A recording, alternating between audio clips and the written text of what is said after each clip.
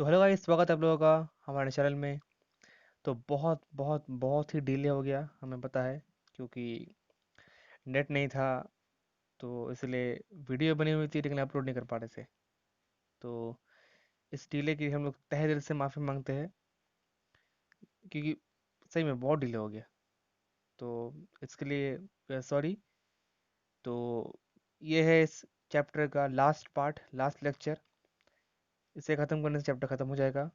तो अगर आपने पहले के पार्ट्स नहीं देखे हैं तो जाके देखिए, वरना ये पार्ट आपको बिल्कुल समझ में नहीं आएगा। तो चलिए शुरू करते हैं।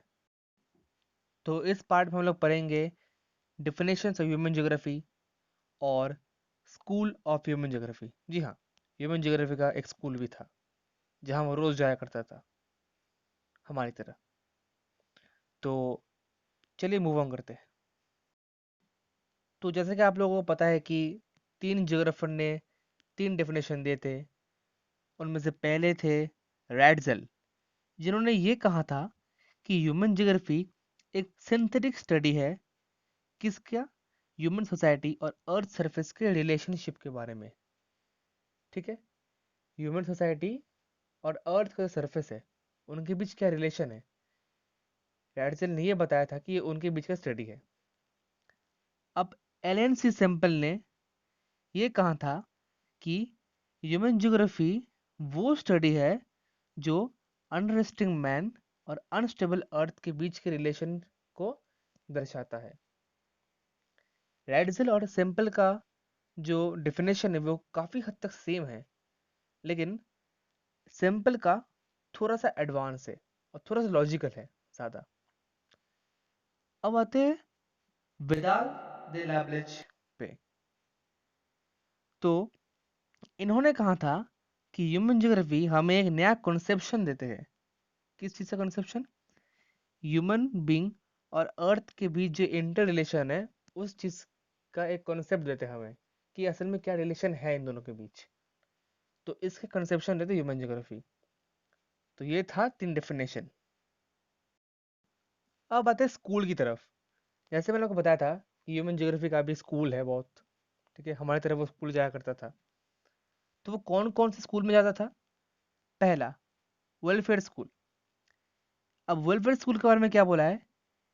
इन welfare school emphasis is given on equality. ठीक है, मतलब कि वेलफेयर स्कूल में इक्वलिटी की तरफ ज़्यादा अटेंशन दिया गया है, कि सभी इक्वल होंगे, कोई डिस्क्रिमिनेशन नहीं होगा, कोई किसी का बाप नहीं है। अब इसमें क्या क्या इंक्लूड है? हाउसिंग, हेल्थ और एजुकेशन। इन तीनों चीज़ों में कोई भी इनइक्वलिटी नहीं होनी चाहिए, चाहे वो हाउसिंग हो, चाहे वो एजुकेशन हो, या चाहे वो हेल्थ हो। इस फील्ड में सभी के सभी इक्वल ही रहेंगे। अब आते हैं रेडिशियल स्कूल में। तब रेडिशियल स्कूल क्या बोल रहा है कि emphasis is given to identify the causes of social problems। अब इस रेडिशियल स्कूल में सोशल प्रॉब्लम जो होते हैं, सोसाइटी में जो प्रॉब्लम होते हैं, उन चीज़ों की तरफ ज़्यादा अटेंशन दिया गया है। अब वो क्या है? जैसे कि पॉवर्टी मान लीजिए, बहुत बड़ा प्रॉब्लम है। अनइक्वल एक्सेस मान लीजिए, सोशल इनइक्वलिटी। तो इन सब चीज़ों को डोमिनेट करने के लिए, इन सब चीज़ों को ओमिट करने के लिए, हटाने के लिए, रेडिशियल स्कूल का काम यही है कि सोशल प्रॉब्लम को हम हटाए। अब आते हैं बिहेवियरल स्कूल में। अब बिहेवियरल स्कूल का मतलब आप समझ ही गए होंगे, इसका मतलब क्या है। ये लाइफ के जो एक्सपीरियंस है, ये उसके ऊपर बेस्ड है।